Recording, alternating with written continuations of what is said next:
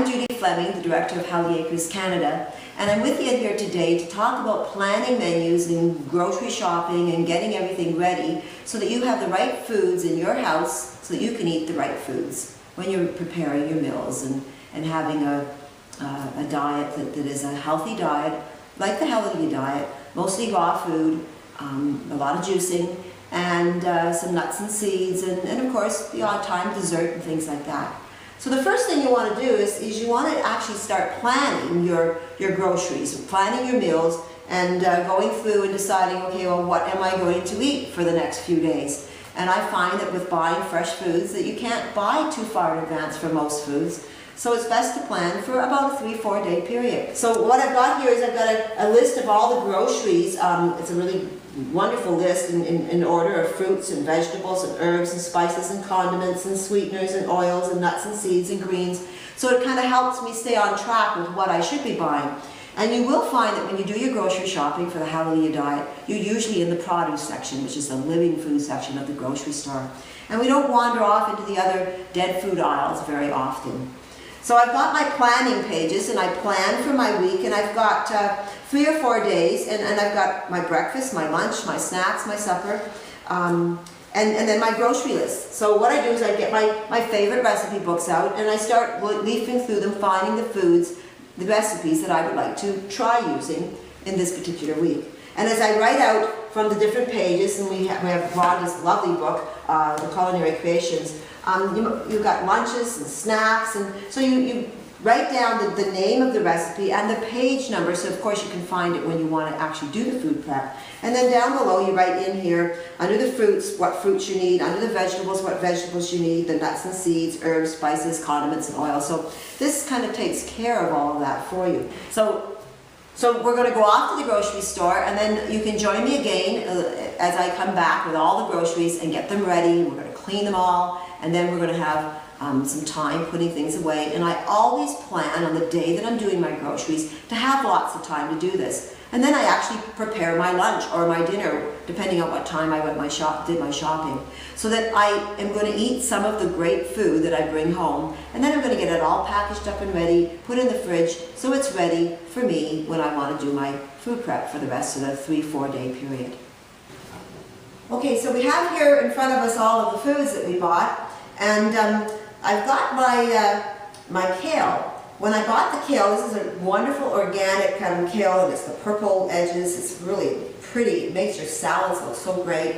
Fabulous taste, but it was kind of limp. So what I did is I put it in my very cold water with my veggie wash, and I let it sit for about 15-20 minutes, and it crisped right back up, and it's just so nice and crisp now compared to what it was. So I'm going to take this over to the sink. I'm going to rinse it all off, then I'm going to spin it dry, and then we're going to store it in this particular container in our fridge until we're ready to use it.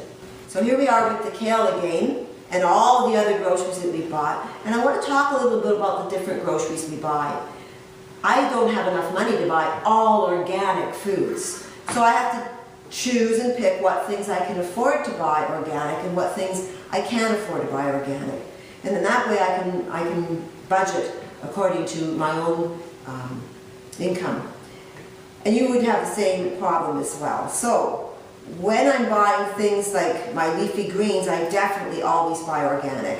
And I'm really lucky to be able to live in an area in Waterloo where I can buy it from the Mennonite farmers who do grow all of their foods organic. So it's quite wonderful. So try doing your shopping at the local markets and the places where they do grow things organically. And you might live in an area like I do where the Mennonites or the Amish or different groups of people do grow organic. You can also do your grocery shopping online and buy from an organic co-op, and then you pick up what they have that week. The only disadvantage to that is you have to work with what they have that week, and then you can do your shopping around it. So you can't always plan ahead what you're going to eat. You get the food, and then you plan from that what you're going to eat. So what we did is we washed everything up, as you saw a few minutes ago, and we've let it air dry here on our tea towels. And now we're going to get it ready and put it into containers and get it into the fridge. And we're going to make some recipes for the menu today as well. So what did I buy that was organic? Well, all my leafy vegetables, my kale, my spinach, and we will wash this and spin it dry again before we use it. I buy organic. Well, this time I decided to buy some basil. This is organic basil that's in a pot, so we're going to actually grow it on our windowsill this winter so that we'll have fresh basil all the time. And you can do that with many other different herbs as well. You need a window that's got good sunlight, so we have a south-facing window here, so we're going to use that for this. I've also got some organic garlic, things that I'm not going to peel, that I want to eat the skin. Organic English cucumber. We can't always get these, so if I can't get an organic one, then I buy a cucumber and maybe peel it. But we were able to buy organic tomatoes. My apples, I don't like peeling them, so I like to buy my apples and my pears organic. My peppers, we bought a beautiful yellow pepper this time. Definitely these are organic. My mushrooms are organic. My beets are organic. My celery's organic. So these are all organic, and we have a lot of different foods here, but we need to sometimes buy things that aren't organic, and I don't worry if it's got a skin that I'm going to peel off. For instance, I'm going to use the lemon juice and the lime juice inside, so if I can buy organic in these and they're a decent price, I will, but if I can't, this is where I would spend my money on the non-organic, the things that I'm going to peel, like my clementines and my grapefruit, and my melons, and my onions, and my bananas, and a root vegetable as well is another thing that I might buy that's not organic. When I'm doing my shopping, I have to kind of go with what the grocery store has. Another thing you might want to do is actually talk to your produce manager at your grocery store and tell them what you want, and they will work hard trying to get those foods in for you, and you can influence them to start bringing in better foods. I have an advantage with my grocery store manager because he knows that I run classes and that I teach people this, so he's quite willing to work with me. But I think the grocery store managers will work with just about anybody if you're asking for something specific, and the more you buy, the lower the prices will eventually become. Another thing I wanted to mention was these little annoying stickers that are on all of your foods. They're there to help us to know what's organic and what's not organic, and they're also there to help the cash register person know what exactly it is, because not everybody knows that that's a sweet potato or a yam, and what kind of a melon it is, and they might have many different types of things. So they have these stickers on. It's best to peel them off before you wash your fruits and vegetables, because they come off quite easily. And here in Canada, all of the stickers, when they start with the number 9, they're organic. And it says right on it, organically grown, organic certified, and in Canada, the producers of the foods have to prove to Health Canada and the Canadian government that this is something that is definitely organically grown for many, many years before they get the status. So the 9 is going to tell you that. It's a 5-digit number. The number after the 9 is usually a 4, which usually means that it's not genetically altered, so or genetically modified. So we have some stickers that have just 4s, and those are from the vegetables that I bought that were not organically grown. Very often the foods, the celery came in a bag and it said quite clearly on it that it's organic, certified organic.